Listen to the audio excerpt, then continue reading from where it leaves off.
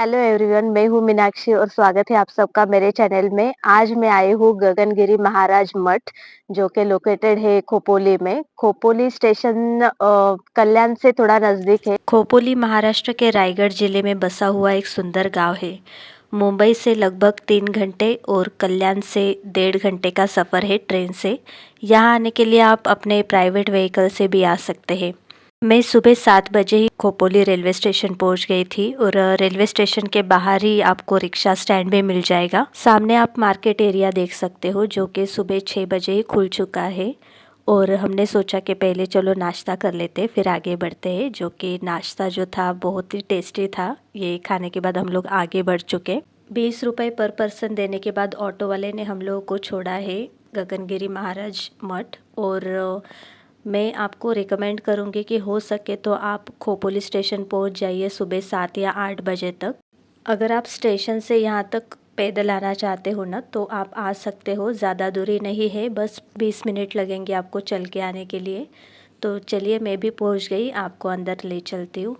मठ के अंदर जाने के लिए आपको एक रजिस्टर में एंट्री करवानी होती है और इस रजिस्ट्रेशन ऑफिस के सामने ही है ना, आपको चप्पल का स्टैंड दिखाई देगा, जहाँ पे आपको चप्पल्स निकाल के ही अंदर जाना है।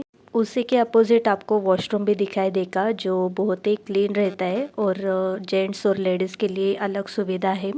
मठ का जो एंट्रेंस है ना, वो बहुत ही लुभावना है। यहाँ का वातावरण एक अलग ही शांति का अनुभव कराता है। चलिए, मैं मठ का जो मेन हॉल है वहाँ पे आपको लेके चलती हूँ। मठ के अंदर कोई भी तामझाम नहीं किया है, क्योंकि ये जो हॉल है मठ का, ये ध्यान करने के हेतु से बनाया गया है। यहाँ आपको दीवारों पे गगनगिरी महाराज जी के पुराने फ़ोटोज़ दिखेंगे और कुछ आध्यात्मिक विचार लिखे हुए पाएंगे आप। हॉल में एक लकड़ी का झूला भी है, जिस पे सद्गुरु गगनगिरी महाराज जी की तस्वीर रखी गई है। गगनगिरी महाराज जी के बारे में बताएं तो उनका असली नाम था श्रीपाद पाटनकर और उनका जन्म महाराष्ट्र के सातारा जिले में मांडुरे गांव में हुआ था। कहा जाता है कि जब वे 7-8 साल के थे तब उन्होंने अपना घर त्याग दिया था और साधु संतों के साथ वास करने लगे थे। इतनी छोटी सी उम्र में वो साधु संतों के साथ रहे थे और उनसे उन्होंने ध्यान और योग की विद्या हासिल की थी। गगनगिरी महाराज जी के बारे में और भी बातें करेंगे आगे, लेकिन उसके पहले मैं चाहूँगी कि आप इसी हॉल के बाहर जो नदी बह रही है, पाताल गंगा नदी, इसके दर्शन कर लीजिए। गगनगिरी महाराज मठ जो है वो पाताल गंगा नदी के किनारे बसा हुआ है। मठ के अंदर से ही ये नदी बहते हुए आपको दिखाई देगी। साल के 12 महीने ये सुहाना मंजर आप यहाँ पे आके देख सकते हो। और अगर आप बारिश के दिनों में आते हो ना, तो मैं बोलूँगी आप तो दिल हार बैठेंगे इस दृश्य को देख के। ये पुल पार करके आप मठ के दूसरे हॉल में पहुँच जाएंगे, जहाँ पे एक छोटा सा मंदिर है और जिसमें कुछ देवताओं की पूजा भी होती है। और साथ में आप देखेंगे कि कई महान संतों की मूर्तियाँ यहाँ रखी हुई है। यहाँ पे भी आप ध्यान कर सकते हो। यहाँ पे भी गगनगिरी महाराज जी का जो फोटो है वो एक झूले पे रखा गया है। कहा जाता है कि झूले पे बैठना उन्हें बहुत ज़्यादा पसंद था। मठ के अंदर बहने वाली पाताल गंगा नदी और मठ के चारों ओर की प्राकृतिक सुंदरता इस आध्यात्मिक वस्तु को और भी खास बनाती है। खास करके बारिश के मौसम में ये नदी, पहाड़ों से बहने वाले झरने और हरियाली आपको मंत्रमुग्ध कर देती है। ये जगह प्रकृति और आध्यात्म का अनोखा संगम है। श्री गगनगिरी महाराज जी को दत्तात्रेय का अवतार माना जाता है। गगनगिरी महाराज नाथ संप्रदाय से जुड़े थे, जो कि योग और ध्यान की प्राचीन परंपरा का हिस्सा है। वे कई वर्षों तक गुफाओं में और पहाड़ों में तपस्या करते रहे हैं। उन्होंने अपना अधिकतर समय नदियों किनारे और पहाड़ों के बीच में ध्यान करते हुए बिताया है। आश्रम के बाहर कुछ बिल्डिंग बनी हुई है, जिसमें भक्त निवास, हॉस्पिटल और मेडिटेशन सेंटर बने हुए हैं। आप चाहे तो यहाँ पे आके रुक भी सकते हैं कुछ दिनों के लिए, अगर आप योग विद्या या फिर मेडिटेशन वगैरह करना चाहते हैं, सीखना चाहते हैं तो। यहाँ से निकलते ही राइट हैंड साइड में आपको एक छोटा सा मंदिर दिखेगा। गगनगिरी महाराज वहाँ पे बैठे हुए नज़र आएंगे आपको, और साथ में ही कुछ देवी देवताओं की छोटी छोटी मूर्तियाँ यहाँ पे रखी हुई है। गगनगिरी महाराज जी ने अपने शिक्षाओं के माध्यम से लाखों लोगों को मार्गदर्शन किया है। उनकी शिक्षाओं में आत्म साक्षात्कार, योग और ध्यान, इनका अधिक महत्व था। उनके जो प्रवचन होते थे वो सरल होते थे, लेकिन उनके जो शब्द है वो बहुत ही गहरे अर्थों से भरे हुए होते थे। यहाँ से निकल के लेफ्ट हैंड साइड का रास्ता लेंगे हम, जो कि जाता है गुफा की तरफ। कहा जाता है कि इसी गुफा में श्री गगनगिरी महाराज जी जो थे वो तपस्या करते थे, ध्यान करते थे। प्रकृति की गोद में बसा ये मठ शहरी जीवन के शोरगुल से दूर शांति का एक अद्भुत स्थान है। गगनगिरी महाराज मठ ये सिर्फ एक धार्मिक स्थल नहीं है, बल्कि ये एक आध्यात्मिक स्थान है। गगनगिरी महाराज जी की साधना और शिक्षाओं को अमर बनाने के लिए इस जगह पे इस मठ की स्थापना की गई है। यहाँ आकर आप शांति और ऊर्जा का अनुभव कर सकते हैं। मठ की गुफा और ध्यान स्थल उनके तपस्वी जीवन का प्रतीक है। अगर आप वीकडेज़ में इस जगह पे आते हैं और सुबह जल्दी पहुंचने की कोशिश करते हैं ना 7-8 बजे, तो बिल्कुल इसी तरीके से आपको ये जो जगह है ये शांत और बिना किसी व्यक्ति के आपको देखने को मिलेगी। और यहाँ पे मैं ले रही हूँ आनंद हवा का। बहुत ही सुंदर और शीतल हवा चल रही थी, बहुत ही अच्छा लग रहा था इस रास्ते पे चल के। इस रास्ते पे भी आपको है ना वॉशरूम मिल जाएगा, जो कि जेंट्स और लेडीज़ के लिए अलग अलग बना है। और साथ में इसके बगल में आपको आयुर्वेदिक मसाज सेंटर दिखेगा। कुछ कदम और आगे बढ़ेंगे तो आपको दिखेगी गौशाला, जहाँ पे बायोगैस प्लांट बना हुआ है। यहाँ पे आप गायों को चारा भी खिला सकते हैं, लेकिन उसके लिए आपको परमिशन लेनी पड़ेगी। यहाँ पे मैं गायों को टच करने की कोशिश कर रही थी, क्योंकि मैंने आज तक लाइफ में कभी भी इन्हें टच नहीं किया था। लेकिन बहुत ही अच्छा अनुभव था। डर लग रहा था, लेकिन सच में बहुत अच्छा लग रहा था। यहाँ पे छोटे बछड़े भी थे और बड़ी गाय भी थी।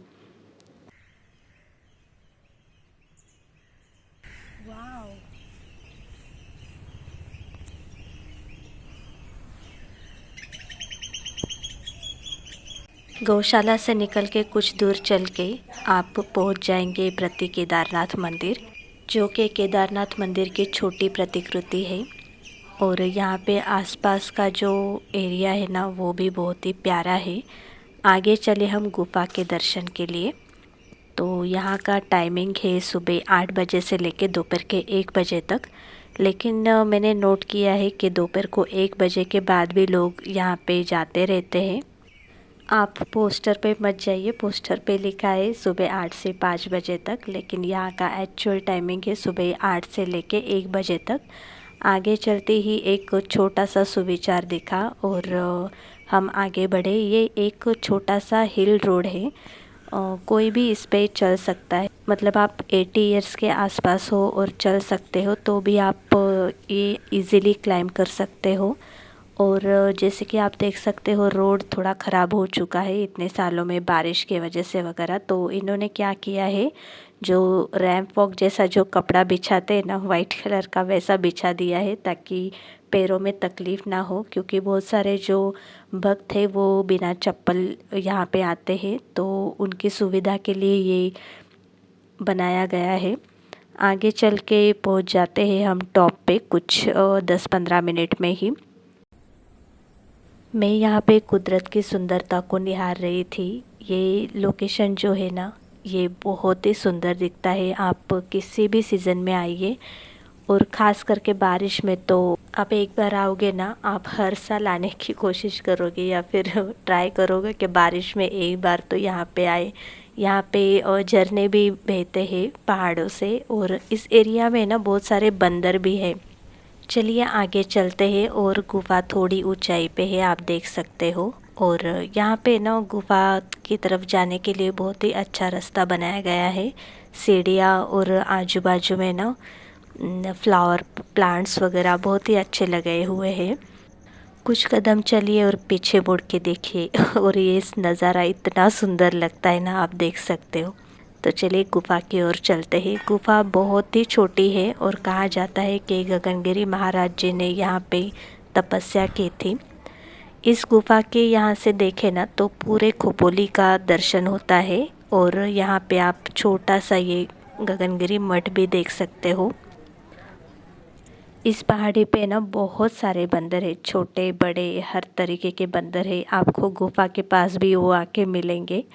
और यहाँ पे ना गुफा के बाहर कुछ सुविचार लिखे थे, तो मैं वही पढ़ रही थी। यहाँ पे ना स्कूल के बच्चों की पिकनिक आई थी, तो उनके वजह से थोड़ा शोरगुल हो रहा था, लेकिन ठीक है यार, बच्चे हैं, उनको क्या समझता है कहाँ पे शांत रहना है, कहाँ पे क्या, उनके लिए तो पिकनिक थी। लेकिन ठीक है। यहाँ पे मैं कुछ शूट कर रही थी, जहाँ पे ना इंसान ने क्या करना चाहिए, कैसे जीवन व्यतीत करना चाहिए, उसके बारे में बहुत ही अच्छा और बहुत ही लंबा संदेश लिखा था, लेकिन सच में पढ़ने लायक था। तो कभी आपको वक्त मिले तो ज़रूर पढ़ लीजिए। गुफा के बाहर एक देवी और श्री गणपति जी की मूर्ति भी थी। बहुत ही छोटी सुंदर प्यारी सी मूर्ति थी। तो चलिए मैं आपको गुफा के अंदर लेके चलती हूँ। गुफा जो है वो छोटी है, एक तरफ से अंदर जाने के लिए रास्ता है और दूसरी तरफ से बाहर निकलने के लिए रास्ता है। अगर आप सुबह सुबह आते हैं ना, तो यहाँ पे मेडिटेशन के लिए बैठ सकते हैं। सामने ही आपको गगनगिरी महाराज जी की मूर्ति दिखाई देगी। और अगेन ये तीसरे झूले पे उनकी एक मूर्ति बैठी हुई नज़र आएगी आपको। यहाँ से बाहर निकलते ही है ना, मुझे कुछ बंदर दिखाई दिए और छोटे बच्चे थे वो बंदर के। और मैं बहुत ज़्यादा एक्साइटेड हुई थी। डर तो लगता ही है ऑब्वियसली, लेकिन उनके पास जाके उनको खिलाने का बहुत मन कर रहा था। तो मेरे पास है ना थोड़े से पिस्ताशियो थे, तो मैंने सोचा उनको खिला दूँ। तो मैं जो कवर है वो निकाल के दे रही थी, लेकिन मैं खुद इतनी डर रही थी। और वो जो बंदर था वो खुद बच्चा था यार, वो भी मुझे देख के भाग रहा था। तो चलिए रिटर्न का टाइम हो गया है। स्कूल के बच्चे, उनका सेल्फ़ी फ़ोटोज़ का टाइम हो चुका है, हम यहाँ से निकल लेते हैं। तो एक बार फिर आप देख सकते हो यहाँ का जो गार्डन है कितना ब्यूटीफुल है यार। मैं तो एक एक पौधा और एक एक प्लांट में देख देख के चल रही थी।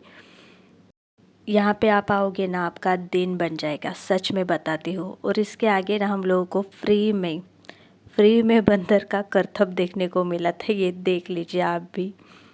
वो बंदर दो तारों पे पैर रख के एक एक छोर से दूसरे छोर पे जाने की कोशिश कर रहा था, या फिर कहो पेड़ पे जाने की कोशिश कर रहा था। बच्चों में से तो एक ने कमेंट भी पास कर दिया कि हनुमान जी उड़ रहे हैं। यार बहुत ही अच्छा अनुभव था, बहुत ही मज़ा आया इस ट्रिप में। यहाँ आने के पहले ना मैं लड़कियों को स्पेशली रिकमेंड करूँगी कि हो सके तो है ना मॉडेस्ट कपड़े पहन के आना, क्योंकि ये बहुत सारे लोगों के लिए प्रार्थना स्थल जैसा है। तो अच्छा नहीं लगता है कि आप शॉर्ट्स वगैरह या फिर ज़्यादा रिवीलिंग कपड़े पहनते हैं। तो इसलिए आप क्लोथिंग पे थोड़ा ज़्यादा ध्यान दीजिए यहाँ आने के पहले। बाकी यहाँ पे आके आप फ़ोटोज़ खींच सकते हैं बाहर, मतलब जैसे कि गुफा में अभी मैं आई थी, ये गुफा का रोड है, दिख रहा है आपको पीछे। तो यहाँ पे आप फोटोज वगैरह क्लिक कर सकते हैं, वीडियोस ले सकते हैं। जो आश्रम है वहाँ पे आप गार्डन में वगैरह फोटोज वीडियोस ले सकते हैं, लेकिन प्रॉपर आश्रम में फोटो और वीडियो लेने के लिए पूरी तरीके से पाबंदी है। अगर आप यूट्यूबर्स वगैरह हो तो वो आपको थोड़ी सी परमिशन दे देते हैं इसके लिए, लेकिन वो भी वहाँ पे रिकमेंड करते हैं कि इतना ज्यादा मतलब ओवर ना करें हम लोग भी। तो हम लोगों ने, इसलिए मैंने क्या किया है कि मैं सुबह-सुबह आ गई, ताकि उनको भी कोई तकलीफ ना हो और हमें भी अच्छे से वीडियोस मिले। इस जगह पे ना आपको दोपहर को 12 बजे प्रसाद भी मिलता है। प्रसाद में आपको हल्का-फुल्का सा खाना मिलता है, जिसके लिए आपको सुबह ना मुझे लगता है 10-11 के पहले आपको 20 रुपीज़ का कूपन लेना पड़ता है। और बहुत ही बेसिक और अच्छा खाना होता है यहाँ पे, जिसको ये लोग प्रसाद समझ के देते हैं। तो इसका भी आप आनंद ले सकते हैं यहाँ पे आने के बाद।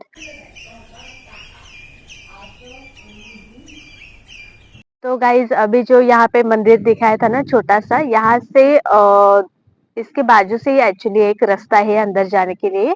और यहाँ पे एक्चुअली हेलीकॉप्टर्स उतरने के लिए हेलीपैड बनाया गया है, तो ये मैं आपको आज दिखाना चाहती हूँ। तो चलिए चलते हैं। ये देखिए यहाँ पे हेलीकॉप्टर्स उतरते हैं। जब यहाँ पे कोई सेलिब्रिटी वगैरह विजिट करते हैं, या फिर कोई हमारे देश के मंत्री वगैरह आते हैं, तब यहाँ पे उनका हेलीकॉप्टर उतरता है। और यहाँ से वो फिर जाते हैं गगनगिरी आश्रम के लिए। बड़ा एरिया है हेलीकॉप्टर के लिए।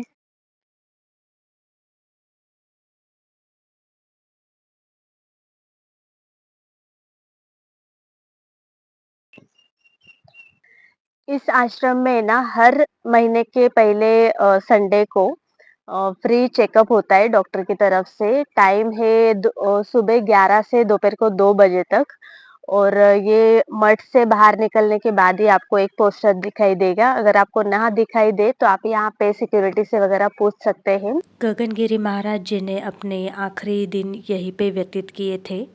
इसी आश्रम में उन्होंने 4 फरवरी 2008 को समाधि ली थी। तब वे 101 साल के थे।